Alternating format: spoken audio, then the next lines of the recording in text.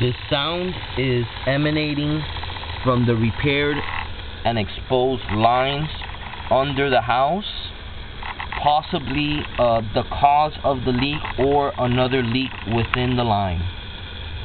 Sound appears to be abnormal and non-typical for plumbing lines.